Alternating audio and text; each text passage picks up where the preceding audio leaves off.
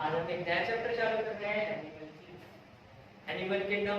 जो चैप्टर है अपन ने ऑलरेडी बायोलॉजिकल क्लासिफिकेशन में ये पढ़ा है कि किस प्रकार एनिमल्स और प्लांट्स को डिवाइड किया जाता है अलग अलग कैटेगरीज। एनिमल किंगडम को अपन स्टार्ट करने वाले हैं और एनिमल किंगडम में अपन ये सबसे पहले देखेंगे कि एनिमल को किस प्रकार क्लासिफाई करना पड़ेगा। ओके, बायोलॉजिकल क्लासिफिकेशन में अपन ने ऑलरेडी पढ़ा था कि किस प्रकार अपन नॉमेनक्लेचर करते हैं एनिमल का, किसी भी एनिमल का किस प्रकार हम नॉमेनक्लेचर करते हैं, उसको किस प्रकार अलग अलग कैटेगरीज में डिवाइड करते हैं और किस प्रकार उसका डिवीजन किया जाता है। तो एनिमल क्लासिफिकेशन में अपन ने इतनी कुछ कैटेगरीज डिफाइन कर दी कि किसी भी ऑर्गेनिज्म का जब हम क्लासिफिकेशन करेंगे तो उसके बेसिक पॉइंट्स जो कि ये दिए हुए हैं उनको अपन को देखना पड़ेगा।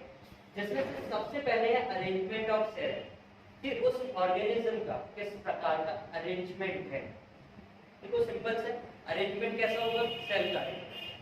सेल क्या होता है, स्मॉलेस्ट यूनिट ऑफ लाइफ, है ना, स्मॉलेस्ट यूनिट ऑफ लाइफ, जिसमें अपन कह सकते हैं अगर सेल है कोई भी ऑर्गेनिज्म जिसमें सेल एग्जिस्ट कर रहे हैं वो लिविंग, ठीक है। तो जो सेल है अपन बोलेंगे cellular level of organisation.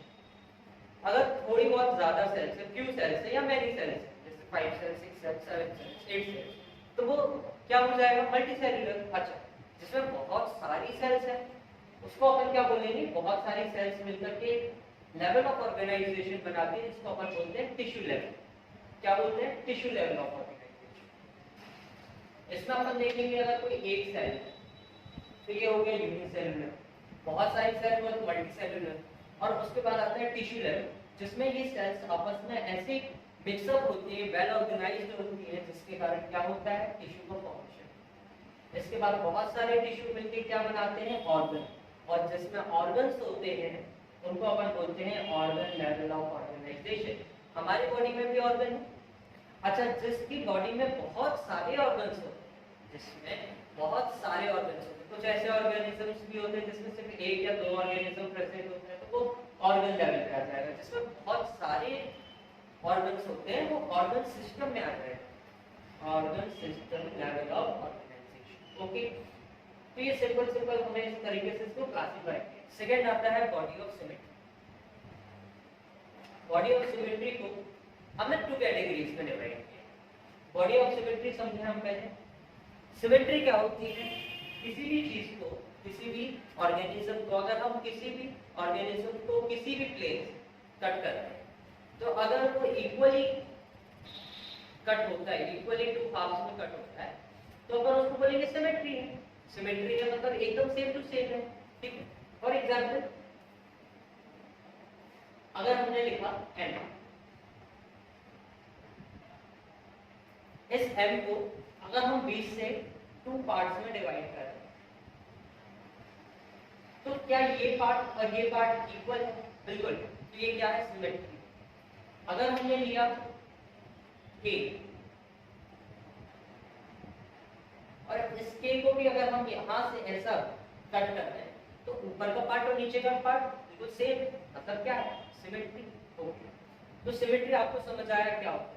Symmetry means any organism which divides into 2 equal halves from any plane, ठीक है। अगर कोई भी ऑर्गेनिज्म को हम 2 भागों में डिवाइड कर पा रहे हैं, 2 पार्ट्स में डिवाइड कर पा रहे हैं, तो वो सिमेट्री। व्हाट इज सिमेट्री, इसको हमने 2 पार्ट्स में डिवाइड किया। एक है सिमेट्रिकल, एक है एसिमेट्रिकल। सिमेट्री जिसमें कोई भी ऑर्गेनिज्म को हम 2 पार्ट्स में डिवाइड कर पाए, सिमेट्री। और एसिमेट्री जिसको हम नहीं कर पाए। ओके, अब इसमें 2 टाइप्स हैं, एक है रेडियल सिमेट्री और एक है बायलैटरल सिमेट्री। हाँ, सबसे पहले हम रेडियल सिमेट्री को समझेंगे। जैसे कि हमने ये बनाया अल्फाबेट O, इसको हम इस तरह से काटेंगे कि ये 2 पार्ट्स में डिवाइड हो जाए। क्या हम इसको ऐसे काटेंगे तो क्या ये 2 पार्ट्स में डिवाइड हो जाएगा, बिल्कुल। क्या हम इसको ऐसे भी काट सकते हैं, बिल्कुल। क्या हम इसको ऐसे भी काट सकते हैं, मतलब कैन बी कट फ्रॉम, मतलब can be cut from any plane. Okay, किसी भी प्लेन से कट हो जाए। रेडियल सिमेट्री क्या होती है, कोई भी ऐसा ऑर्गेनिज्म जिसको हम किसी भी प्लेन से काट सकते हैं, रेडियल सिमेट्री। जैसे कि अगर हमने लिखा एक बॉक्स बनाया,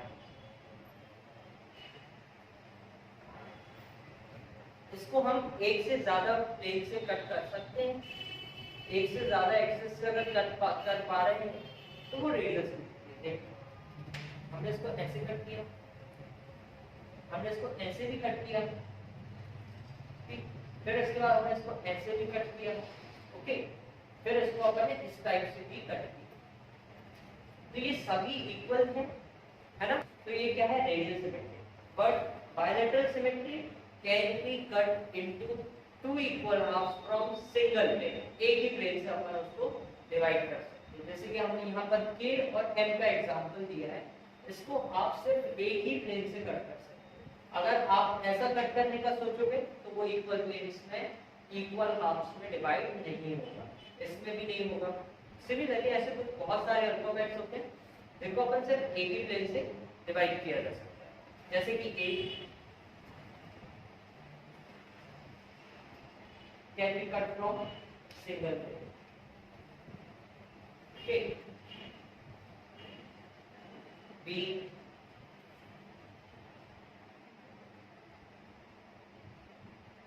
can be cut from single plane, ठीक, तो ये क्या कहला जाते हैं, बायलैटरल सिमेट्री, ठीक।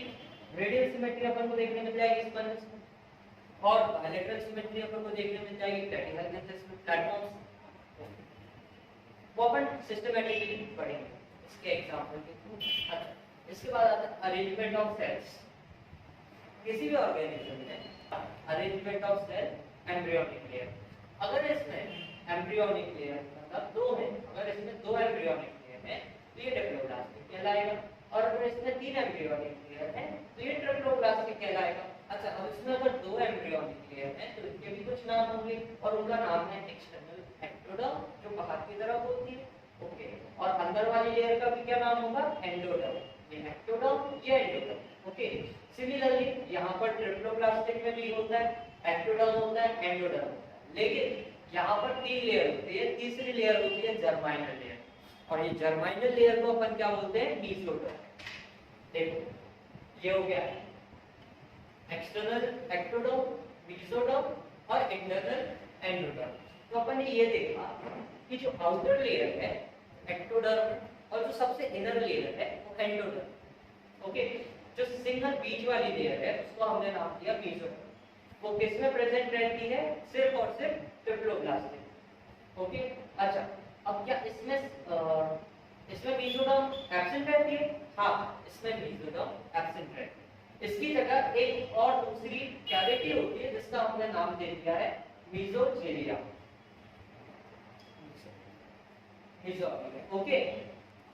अब इसको अपन थोड़ा सा स्टडी करेंगे कि इसमें जो ये हमने बनाया था arrangement of cells, embryonic arrangement of cells, तो ये आउटर लेयर है एक्टोडर्म, इनर लेयर एंडोडर्म, और मीसोडर्म यहाँ पर एब्सेंट है, इसकी जगह कौन सी लेयर है, मीसोजिया। यहाँ पे देखेंगे, यहाँ पर अपन ने देखा आउटर लेयर का नाम दे दिया एक्टोडर्म, एंडोडर्म, और जो बीच वाली लेयर है इसका नाम है मीसोडर्म, ओके। अच्छा, अब क्या होता है, एक कैविटी पाई जाती है, किसी भी सेल्स में कैविटीज पाई जाती है, तो यहाँ पर एम्ब्रियोनिक लेयर्स में कैविटी पाई जाती है जिसे हम कहते हैं coelom. Coelom the body cavity line by mesoderm.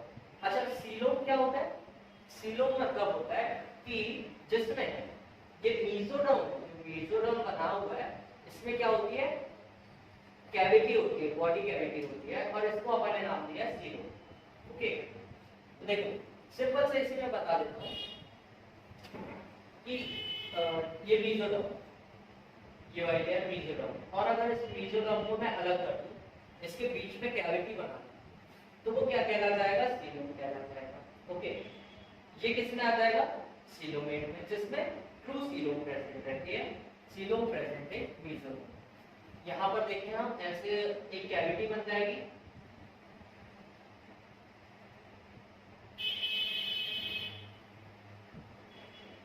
तो ये हो गया सीलोमेट। अब दूसरा आता है सीडोसीलोमेट। सीडोसीलोमेट में क्या होगा,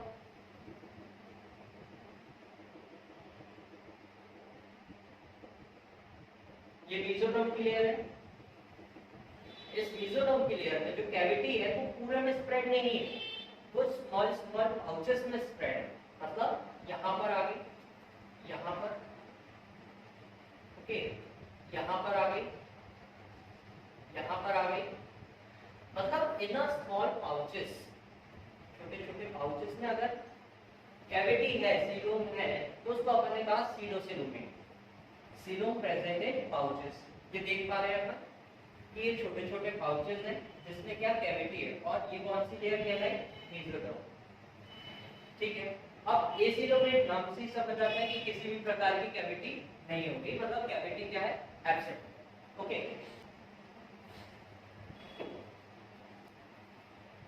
एनिमल क्लासिफिकेशन सबसे पहले अपन किस पे देखेंगे कि उसका इंटरनल स्ट्रक्चर कैसा है और एक्सटर्नल स्ट्रक्चर कैसा है। जिस प्रकार के उसके एक्सटर्नल स्ट्रक्चर थे उस प्रकार से अपन ने उसको ग्रुप में डिवाइड किया।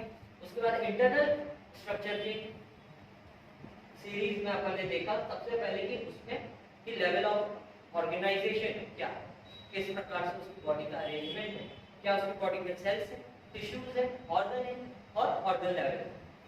तो अगर सेल है, सिर्फ सिंगल सेल है या मल्टी सेल है, यूनिसेलुलर है और मल्टी सेलुलर है, तो that is called cellular level of organisation. इसमें अपन देखेंगे लेवल ऑफ ऑर्गेनाइजेशन में सबसे पहला आता है cell, cellular level of organisation जिसमें सेल्स होते हैं। ठीक है, इसके बाद आता है टिश्यू, बहुत सारे सेल्स मिलकर के क्या बनाते हैं, टिश्यू। तो फिर जिसमें टिश्यूज प्रेजेंट होते हैं ऐसे ऑर्गेनिजम्स को अपन बोलते हैं टिश्यू लेवल ऑफ ऑर्गेनाइजेशन। इसके बाद आते हैं ऑर्गन लेवल ऑफ ऑर्गेनाइजेशन, ऐसे ऑर्गेनिज्म जिसमें ऑर्गन्स प्रेजेंट रहते हैं, सिंगल ऑर्गन या डबल ऑर्गन या दो या तीन ऑर्गन, तो उसको अपन बोलते हैं ऑर्गन लेवल ऑफ ऑर्गेनाइजेशन। इसके बाद नेक्स्ट आता है ऑर्गन सिस्टम, जिसमें बहुत सारे ऐसे ऑर्गेनिज्म जिसमें बहुत सारे ऑर्गन्स प्रेजेंट रहते हैं। जैसे हम, हमारी बॉडी में बहुत सारे ऑर्गन्स हैं, किडनी है, हार्ट है ना, आईज है, ईयर्स है ना, बहुत सारे ऑर्गन्स क्या है, प्रेजेंट है। तो जब बहुत सारे ऑर्गन प्रेजेंट हो जाते हैं ऑर्गन सिस्टम लेवल कहते हैं। इसके बाद अपन नेक्स्ट टॉपिक देखते हैं बॉडी सिमेट्री। कोई भी ऑर्गेनिज्म को जिसको हम टू पार्ट्स में डिवाइड कर सकते हैं, टू पार्ट्स में डिवाइड कर सकते हैं, तो वो क्या कहलाता है, सिमेट्री कहलाता है। सिमेट्री कई प्रकार की हो सकती है, रेडियल सिमेट्री और बायलैटरल सिमेट्री। रेडियल सिमेट्री को हम समझेंगे जिसको भी अपन एक से ज्यादा प्लेन से भी कट कर सकते हैं, रेडियल सिमेट्री होती है। जैसे कि हमने एक सर्कल बनाया, उस सर्कल को हमने एक प्लेन से काटा, दूसरे प्लेन से काटा, तीसरे प्लेन से काटा, चौथे प्लेन से काटा, मतलब number of planes can be found in radial. बहुत सारे प्लेन से अपन इस ऑर्गेनिज्म को काट सकते हैं। लेकिन बायलैटरल सिमेट्री में ऐसा नहीं होता। बायलैटरल सिमेट्री में या तो हम उसको सिर्फ एक ही प्लेन से काट सकते हैं और टू इक्वल पार्ट्स में ही काट सकते हैं। जैसे कि हमने यहाँ पे एक अल्फाबेट बनाया कि एक अल्फाबेट बनाया एम, एक बनाया ए, एक बनाया बी, और इसका सिंपल एग्जांपल है टेडियरलिटिस प्लेटफॉर्म। इसको अपन सिर्फ टू इक्वल पार्ट्स में ही डिवाइड कर सकते हैं। अपन सोचेंगे एक 20 से काट दें तो एक तरफ हेड हो जाएगा, एक तरफ टेल हो जाएगा, फिर वहां पे सिमेट्री नहीं बनेगी। इसके बाद आता है arrangement of cells. Embryonic layers पाई जाती हैं और उन्हीं एम्ब्रियोनिक लेयर्स को किस प्रकार से अरेंज किया जाता है उसके अंदर अपन इसको पढ़ेंगे। तो इसके टू टाइप्स हैं, एक है डिप्लोप्लास्टिक और एक है ट्रिप्लोप्लास्टिक। डिप्लोप्लास्टिक क्या होता है, जिसमें दो एम्ब्रियोनिक लेयर होती है, जिसमें दो एम्ब्रियोनिक लेयर रहती है, मतलब एक आउटर लेयर और एक इनर लेयर। आउटर लेयर को अपन क्या बोलते हैं, आउटर लेयर को एक्टोडर्म और इनर लेयर को एंडोडर्म। आउटर लेयर एक्टोडर्म और इनर लेयर एंडोडर्म। ठीक, इसके बाद ट्रिप्लोप्लास्टिक आता है। तो ट्रिप्लोप्लास्टिक में एक मिडिल लेयर लिया जाता है, मिडिल लेयर को बोलते हैं मेसोडर्म। तो ये एक्सटर्नल एक्टोडर्म, मेसोडर्म और फिर इंटरनल एंडोडर्म। तो उसका हमने ये स्ट्रक्चर बनाया है, आउटर लेयर, मिडिल लेयर और इनर लेयर। अच्छा, डिप्लोप्लास्टिक में मिडिल लेयर नहीं होती, यहाँ पे कैविटी होती है, इसलिए अपन इस कैविटी का नाम दे दिया मेसोग्लिया। ओके, इसके बाद यहाँ पर कैविटी नहीं होती है, इसका हमने क्या नाम दे दिया, मेसोडर्म। अच्छा, अब इसमें क्या होता है, लेयर्स में, अलग अलग लेयर्स में क्या पाई जाती है, बॉडी कैविटी पाई जाती है, जिसे हम क्या बोलते हैं, सीलोम। और ये सीलोम को हमने दो पार्ट्स में डिवाइड कर दिया, एक हमने कर दिया सीलोमेट और दूसरा कर दिया सीडोसीलोमेट। तो सीलोमेट में क्या होता है, ट्रू सीलोम प्रेजेंट होती है, मतलब ट्रू कैविटी होती है। जैसे कि ये है, यहाँ पर मेसोडर्म, सॉरी यहाँ पर मेसोडर्म, यहाँ पर मेसोडर्म में हमने क्या कर दिया, खाली कर दिया। ठीक है, ट्रू कैविटी होगी सीलोमेट। अच्छा, सीडोसीलोमेट में क्या होगा, हमने कैविटी को खाली तो किया लेकिन एक छोटे छोटे पाउचेस में रख दिया, तो ये हो गया सीडोसीलोमेट। और एसिलोगेट जिसमें भी किसी भी प्रकार की कोई भी कैविटी नहीं होती, एसिलोगेट। इसके हमने ये एग्जांपल्स दे दिए मोलस्का, एनालिडा, कॉर्डेटा। इसका एग्जांपल हमने दे दिया एचियालमेंथिस और इसका नाम दे दिया प्लैटिहेलमिंथिस। ओके।